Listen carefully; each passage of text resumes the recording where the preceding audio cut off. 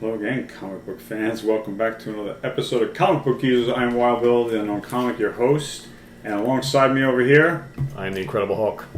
No, sorry. I'm Pete. What's going on, everybody? We got a little special guest on this episode. Yes, New props. So thanks for joining us here on this kind of a cool episode of Comic Book Users here. We wanted to do an episode where we kind of talk about what it was like to grow up in the 70s and the early 80s as a comic book fan, and what it was like going to the newsstands or department stores or supermarkets and buying comics. Like what was that like as a kid with little to no money, and how we were able to find the books we wanted, how we made decisions on what to buy. In his case, he's going to tell a little story about mail order, which I never did. I relied on going to the newsstand, but I thought it would be kind of fun to talk about to go back 40 plus years ago, almost 50 years ago, and how we bought comics back in the day. It's so easy today, right? You go to a comic book shop, which they didn't have back then. You go online. There was no online anything back then. You had to rely on, like Robert Bell, right? Or supermarkets, newsstands, newspaper stands, drugstores, department stores. Convenience stores. Yeah, that's anything that had a magazine rack. Anything usually had comics or newspapers. Absolutely Usually had comics. And that was my way of getting comics. For me, it was always, I told the story before, it was always going on Saturday and Sundays with Dad to the newsstand in town. Dad would buy the newspapers, and I would go with a buck or whatever I had to buy a couple comics. It's kind of crazy when you think about it now. A buck doesn't even get you 2 pages of a comic. My Uncle Johnny was the one who got me into comics. He was giving them to me when I was like 3 years old, and I couldn't read. My story goes back to when I was 3 years old in the 60s, Yeah. And the same with me. I was just 3-4 years old when my grandmother's neighbor, Mrs. Weber, started giving me classic comic books every time I would go visit. So that really got me into it. But then it was like, oh, they sell these in the newsstand, right? Yeah, you just always see them in the deli, wherever. Yeah. So I had a little stack of like maybe 70, 75 comics, and when I was 12, we moved. So we did a little purge, and I wound up throwing out my comics, and I really didn't care about them because I've had them all my life. The Holy Grail that my Uncle Johnny gave me was this Iron Man book that had no cover, but of course when I was a kid I couldn't reid it, but I just remember the pictures. Yeah. And I didn't really get involved in comics until I was 12. Not gonna and show I wound up picking up... No, not yet. Oh, okay. All right. So it's like, you're not going to show it? I'm telling a story here. Okay, all right. Sorry. No, you don't have to apologize. I step on you all the time. It's perfectly all right. It's your show. No, what happened was I threw out my comics. I was used to them, and they were, used and abused, but there was this one that my uncle gave me that had no cover, and it was my favorite one. It was an Iron Man issue, but a year after I threw out my comics and I moved, went to the store with my mom. I picked out these 3 comics off the rack, and at the time, newsstand issues were actually 35 cents, but these were 30 centers. So this is what started my collection. I've told this story before. It's in the playlist somewhere. So these were the 3 comics I kept. But these 2 were great, but this one was like reading Shakespeare, even though it had great art. And by the way, these are Walmart variants. So they're worth a little bit of money. Walmart? Whitman. I said Walmart. Walmart didn't exist then. We're bringing it to the future, folks. We've been brainwashed by Walmart. But anyway, I instantly became an Iron Man and Hulk fan from these 2 books. And I'm done. Inside the cover on this one. Yeah. So that started my collection. So then it wound up, Pete talked about going to the newsstands. I was walking by a newsstand and I saw this Spider-Man, and I really wasn't a Spider-Man fan because I couldn't stand the cartoon show. I just thought it was cheesy, But I bought this comic. I was like, I might as well give Spider-Man a chance, man. And this book is awesome. Yeah. This instantly hooked me, and I became an instant Spider-Man fan. Immediately fell in love with the character. I was like, this comic blows away the cartoon by tenfold. And I think I've talked about this one before. I think so. Now, how soon... Never did it inside the cover on it, but I have opened it and shown it before, so never really got involved. But how soon after you bought those? I bought this one. Okay, but how soon? Like, you talking about weeks, months, or because I know those are the first 3 you bought. This one I actually bought in Philly. Okay. When I was staying with my grandparents, there was this mom and pop shop around the corner, a couple blocks away from where they lived, and they always had comics. And they changed, every week. So I bought this one in Philly, and then I was on the lookout when I got back home to New York, and I wound up getting the very next issue. Gotcha. And same deli. I used to ride my bike into town to get comics. Me too. Yeah. And I picked this one up off the stands. This is like from 1979, but it's a reprint of the first X-Men. So I started getting a subscription to Iron Man, Hulk, and Spider-Man. And I started going to little cons down in the city at a place called the Roosevelt Hotel.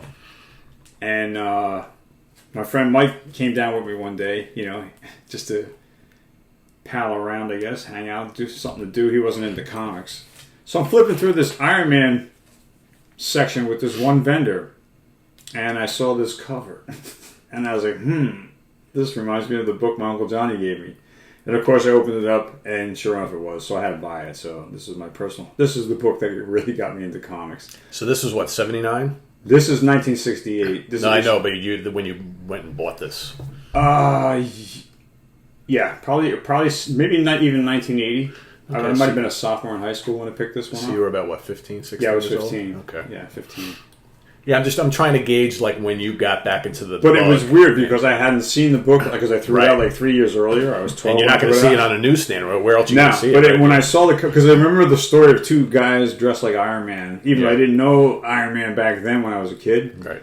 I remember the fighting in a steel mill. Okay, yeah. And so sure enough, deja vu. See this cover, opened it up, and sure enough, it was the same book I had that my uncle gave me. Which, ironically, out of all the books that he gave me, a lot of them were corny. That one had the most action. Right. That was why it was my favorite. So I was also in DC. I bought this one off of at a drugstore. This is the one my buddy Chris I went to when we were kids, and I got it back like this without the cover. It was ripped off in the corner. I was like, what did you do? Thanks, Chris. Yes. The book was a 50-cent book, which was... It went from 35 to 50 cents because they jammed more pages in the book, but Marvel went to 40 cents. They didn't jump to 50. So this lasted like 3 months before they jumped back down. DC wanted to stay competitive with Marvel. Right, yeah. But I've never seen it, and I would definitely have to buy another copy of this book just to have the price tag on it, but I've never seen it. I'm sure it's out there, but I will definitely grab that again. Sentimental value. But that's why, I was so bent when I got this back with the cover missing in the corner. What did you do, man? But I'm over it. So. My first Batman off the rack, again, riding my bike. I used to ride my bike into Peekskill every day. I mean, not every day. Every weekend, if it wasn't raining or snowing. And I did that for a couple of years, I think. Did you bring a backpack with you? No. I just rode my bike and then put them in a plastic bag. Oh, okay. And back then it was a paper bag. Paper bag, yeah. Plastic bags didn't start coming around until 1985. Yeah. So it was a paper bag, and you just held them straight like this in the bag, hand on the handlebar, flapping in the wind. I hope you don't hit a big rock. Try to do it this way so it cut through the wind more. But yeah, dangerous. Try to keep them straight. Knowing when you grew up, that's kind of dangerous on that road. All those roads. Driving through the rock cut. Oh, yeah. Oof. Double yellow line. You're trying to stay off to the white shoulder, which is the shoulder's like this wide with your bike. Yep. The car's whizzing by. It's 30. They're doing 50. My first Superman that I bought off the rack. Uh-huh. Look, Lois, it is me. Nope. You're not Clark Kent. You're not Superman. Since when was Lois a redhead? That could be... Oh, it's Lana. Who the hell's Lana? She works in the news department there with Lois. It's consecutive issues there. I didn't bother pulling, but it just, Superman versus Dracula and Frankenstein. We're on. How to get this? These are when you see Superman was way more popular in the movies and TV back in the 70s because he had dominated. So I thought the covers were cool. I was basically buying for the covers. Why? That was my next Superman, question. Yeah. So were you going consistently back to the newsstand every month to get the next Superman? Or I was because I had this Marvel subscription, but I didn't have a subscription to DC. Gotcha. So my 3 DC titles were basically Superman, Batman, and Flash. But I really didn't find that many Flash on the rack. I got most of my Flash from Robert Bell. Okay. But this was the first Justice League. It's weird. I was picking up Justice League, but not the Avengers.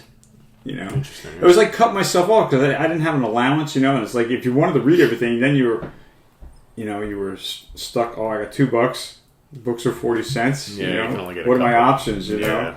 Yeah. Sometimes I also wanted to include in this story. Sometimes I got books from friends. This one I got from Tony. When I went through his collection, he was like, "You can take all my DC," because he was a Marvel guy. So I wound up picking up these. These were the 2 oldest Justice Leagues in my collection from Tony when he let me go through his books. So I think it was the night of Thanksgiving when I was in a freshman in high school. I was 78. So sometimes you built up your collection from hand-me-downs from your friends. Yeah, you know? I did a lot of trading, which I'll talk like about. my friend Joe, who loved that Spider-Man cartoon so much, you know, he didn't want to come outside, you know. But one day when I was a teenager, I think I was like 15, he gave me his collection, which was a stack of like 30 books, and this was a really cool Swamp Thing issue that has Batman in it. Yeah. This is a very cool. This is a Bernie Wrightson cover, Yeah, I was too. going to say, yep. You were going to say? Yeah, I was going to say it was a Bernie Wrightson cover. Yes. Also got this from my friend Joe.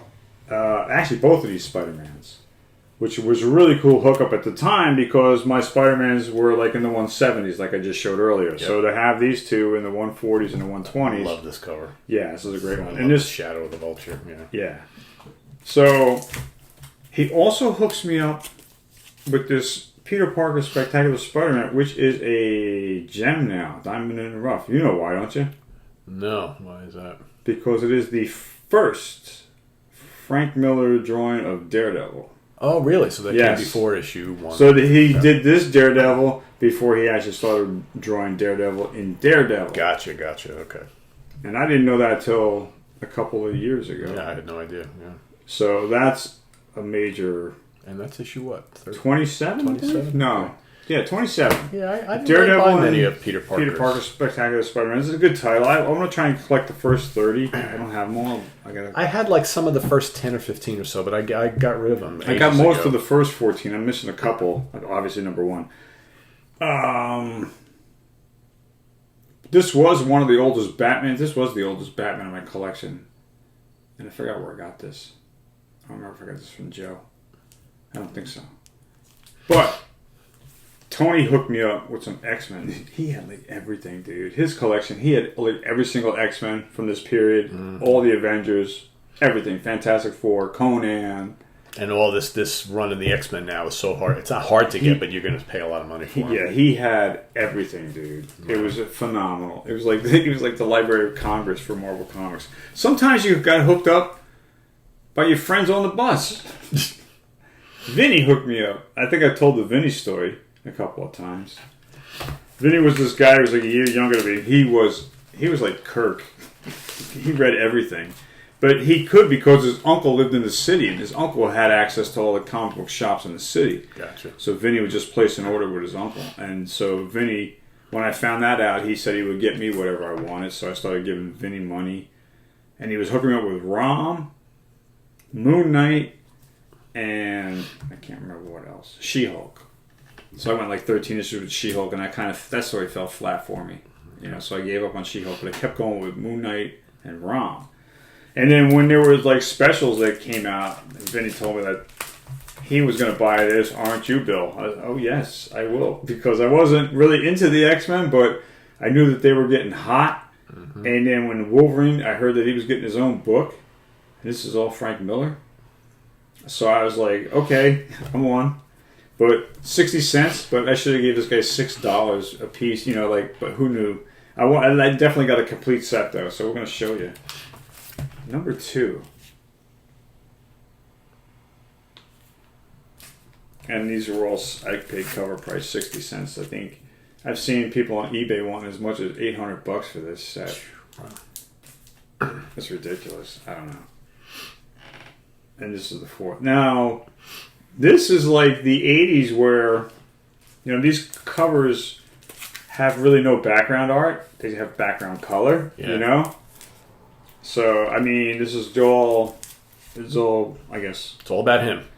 It's all about Wolverine. Yes, but I was going to say is Miller does. I guess these are like Frank Miller portraits, is what I would call them. Yeah, that's a good way to put it. Because they're very focused on the subject matter, which is the forefront. The image of Wolverine. Not worried about background art, but the variety of colors also for each issue is cool. You got black, blue, red, and green. I would have liked to have seen yellow. Yeah, that might have been kind of cool, but I was going to say it might clash with it. It would have clashed with his original costume and not the brown costume. Yeah. So what's interesting about this is that our journeys are kind of like when mine was ending, yours picked up steam. Because like for me, we both have similar stories early on where we inherited books from people we knew. Yeah. Like with you, it was your uncle. With me, it was my grandmother's next door neighbor. But whereas you waited a bit to start buying, because I jumped right into between the ages of 3 and 12, I didn't really care about comics. They were like, yeah, they're cool, but I wasn't collecting them. See, I was obsessed. Even though I held on to the ones my uncle gave me or the ones that I bought in a store.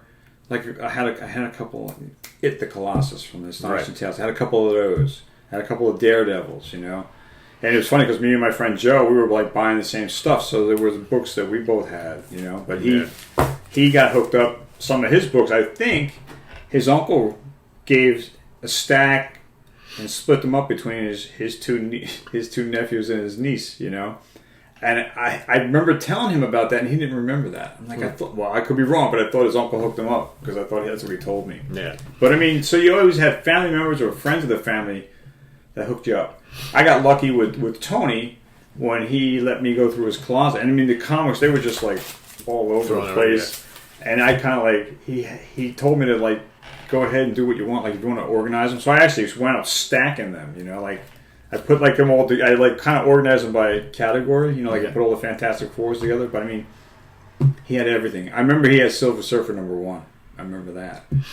I'm trying to remember like how I stored mine back in the day because I remember like I used to do the same thing as you. I used to go in the living room. I used to take them, put them all out on the floor, and each pile was like the Avengers pile, the Howard the Duck pile, the Nick Fury pile, and so on and so forth. And I would do that all the time. I think when I was a kid.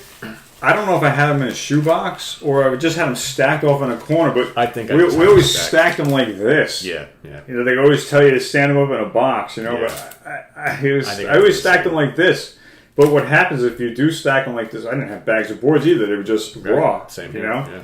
And they curve like this. They do. But you don't know any better, right? So you got to be careful too. Like when you're in boxes and you stack like this, I had an experience where I put my comics in a closet and they stayed there for like 10 years. I didn't take them out. That's when I lived over in Rockland. So I had 3 boxes on top of each other. And the bottom box was my Spider-Man box. And the weight of the other 2 boxes made the book, the bottom corner was curved. Yeah. And I was like, but it came out. That's good.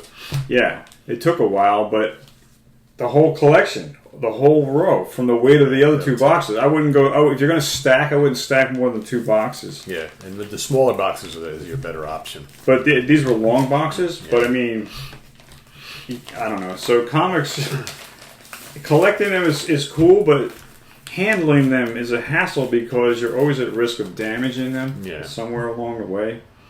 But, to have them is to enjoy them, right? Yes. So but to spill beer on them is, what the hell, man? No good. Yeah, so I didn't pull any today because I've shown a lot of the stuff that I accumulated early on, and I've talked about that before.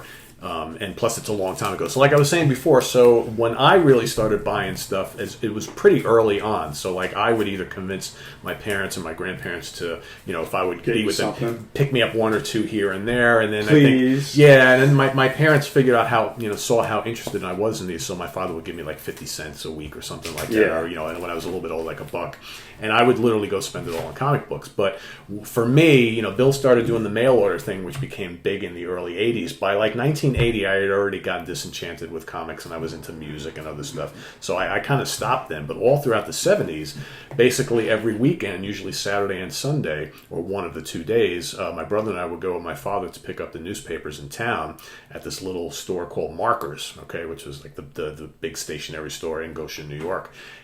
But you'd be kind of stuck with whatever they decided to stock. Yeah. So sometimes, like, you would read one month, you'd read like the latest issue of Avengers, and it's a continuing storyline. You'd be like, oh, I can't wait to read that. And you're not going to, because they'll get the 6th issue that comes out afterwards. Right. If they didn't have it, they didn't have it. But it's like, the weird thing is, I don't remember as a young kid being all that upset that I didn't get that next issue. And then maybe 3 months later, you got an issue or two down the line. You're like, okay, well, I missed that issue.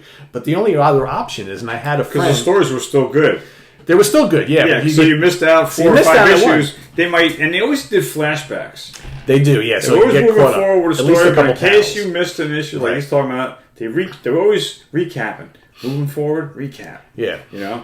But there were, in my area where I lived, there were at least 3 or 4, maybe probably more than that, places that I knew of that some of my other friends went to go buy their comics. But, like, I didn't really have the option of saying, Dad, can you drive me to that store? Can you drive me to Wegmans? Can you drive me to that store? Can you drive me to that store? Because I got to hunt down that new issue of Tomb of Dracula. That really wasn't an option. That didn't happen. No, I had basically the one place and maybe one other, and that was it. My place for that was Robert Bell. Because when I started collecting that run, I picked up, basically finished my run of Nova through him. I picked up a lot of back issues of Spider-Man, Hulk, and Iron Man, because those were the 3 I was really focused on. Yeah. And that was all Robert Bell. Daredevil, same thing, bought some issues. And I was buying a wide variety of titles. There were some that I liked the most that I really was trying to, really hone in on. But I bought, took chances on a lot of things. And again, we were looking at covers, right? If the cover struck you, you bought it. But like you mentioned before, you got a lot of hand-me-downs from friends and family. What I did a lot of is I had like 3 or 4 friends that were also into comics. And we would every now and then get together and we would do trades. We'd bring our collections and we'd say, okay, I can part with this one. What do you want to trade for that? And I did a lot of that with friends. My friend John, my friend Julius, my friend Wayne. There were a couple others. And we did a lot of trading throughout the 70s, every so often. So that's why I remember, like, a lot of times we talk about stories and I'm like, oh, I used to have that. And it's like, it's either when I sold them during my 80s college years when I needed beer money, or I traded it away back in the 70s. Or like if you pick up an issue off the stand... And then you find out later on it's like kind of like a milestone. Yeah. Like for this issue, it's her first appearance, or I should say her first. This is the day she joins the Justice League, Zatanna. Okay. So she wasn't in any prior issues. And back then, you don't really know any of this stuff, right? So you're just buying it. It's all new, right? So it's just and I was into DC and Marvel, so I picked up this one. Yeah, that's the cool thing about growing up during this era when all this stuff was just coming out. You really had no idea the specialness of some of these issues. Like, Frank Miller. Okay, who the fuck is Frank Miller, right? But now it's most iconic are these two, because these are the third and fourth parts of the 4-part story of the new X-Men. Yeah.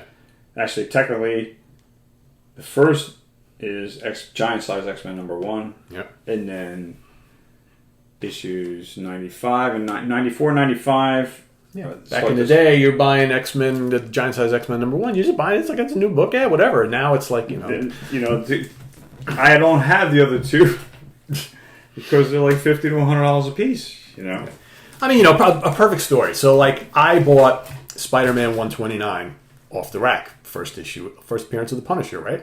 Cool issue, no big deal. Continue. And then, so I had that for a decade or more than that, actually.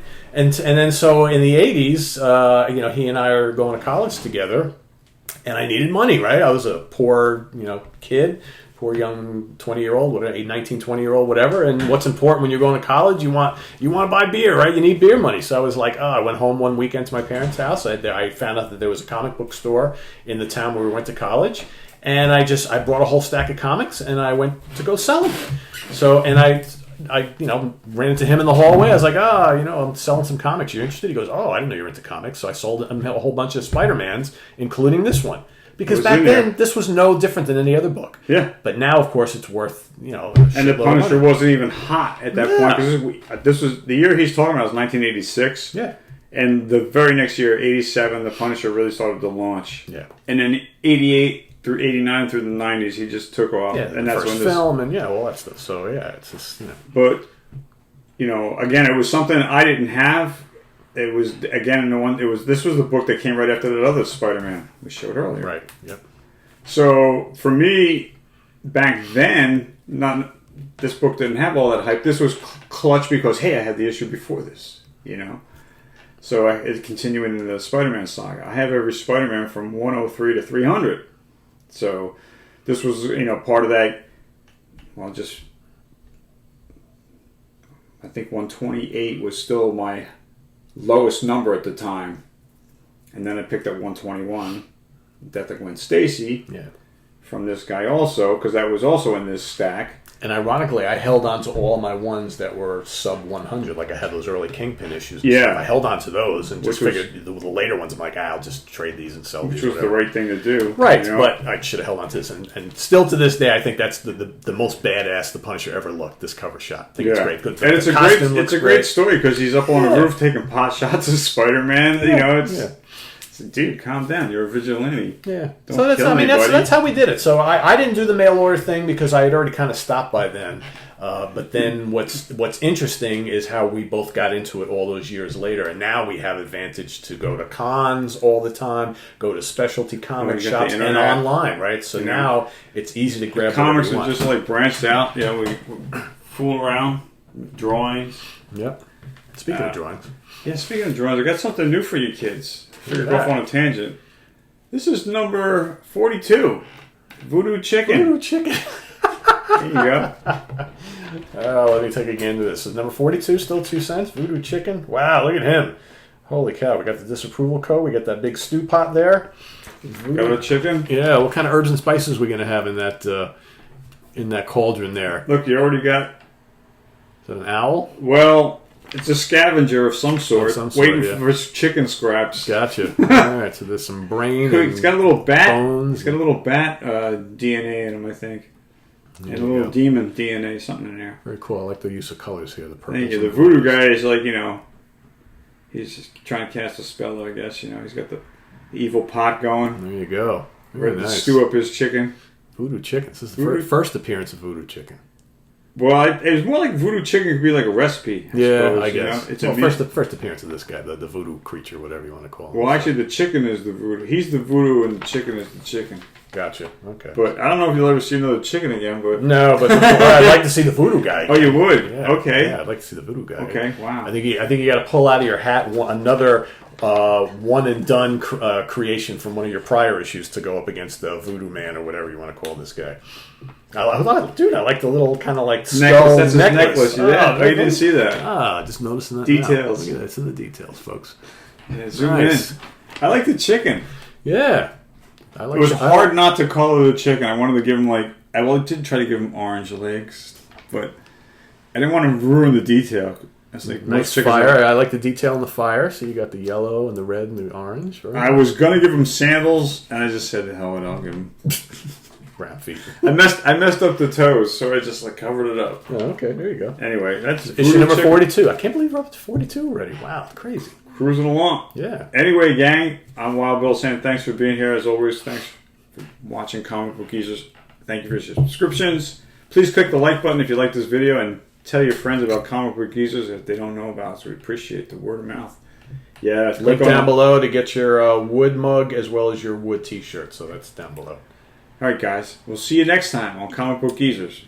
That's right. For Wild Bill, I'm Pete Pardo. See you soon. Take care. Bye-bye. Bye.